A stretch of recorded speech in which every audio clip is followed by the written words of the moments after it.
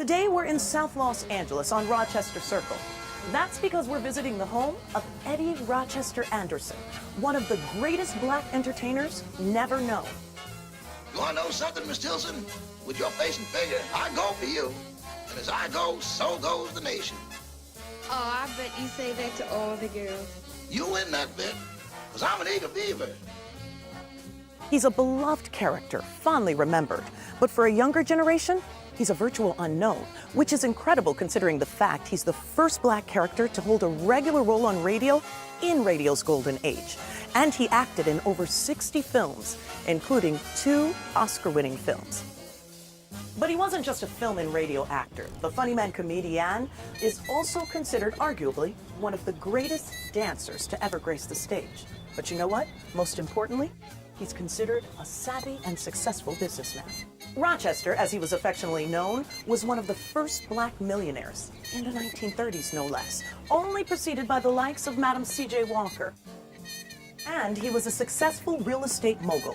In fact, Eddie Rochester Anderson built this mansion in the late 1930s and early 1940s. He asked, before he died in 1977, that this property be used to serve the South Los Angeles community. Let's go talk to his son.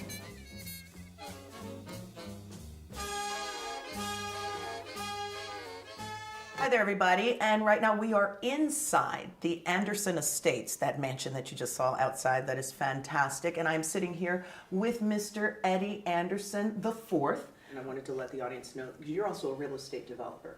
And one thing I learned being around here is that you not only help people transition from homelessness and drug and alcohol addiction and other things, but you brought them through the program where they ended up having their own places and renting, to giving them a skill set, to some of them even graduating to become homeowners and business owners themselves. So I wanted you to just tell a little bit about that.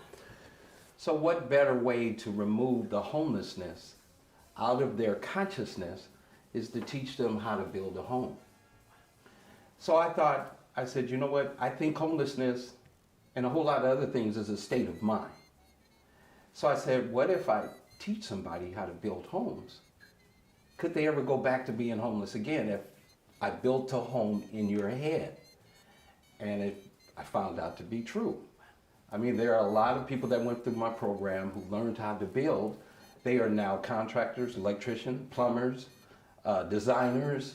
Not only that, administrative work. Everything that played a part in building homes.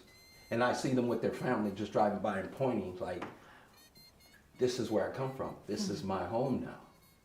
And also you have to have a family unit, a family structure where everybody feels like they're a family, because love is definitely a major component. So I didn't put myself above anybody. I was right in there with them. You know, when we were building houses, hey, I was wearing the gear, I was wearing the hammer, I was wearing the tape measure, the hard hat. I mean, we got down, we played even sports together. You get what I mean? That made me very, very successful. My numbers were very high. But I've even seen some people come through here who are now doing what you are doing. And those are the ones that I was talking about, administrative. So the ones that were in the office with me, mostly young ladies, they're the ones that, instead of doing the construction, even though I had females doing the construction too, but more so, the women that were administrative, they went on to doing programs as well. A lot of them went back to school and they got a degree. A lot of them have bachelor's, master's. I've even got a few that went back to get their doctorate. I had probably, I'm gonna say close to a 15-year run. Wow.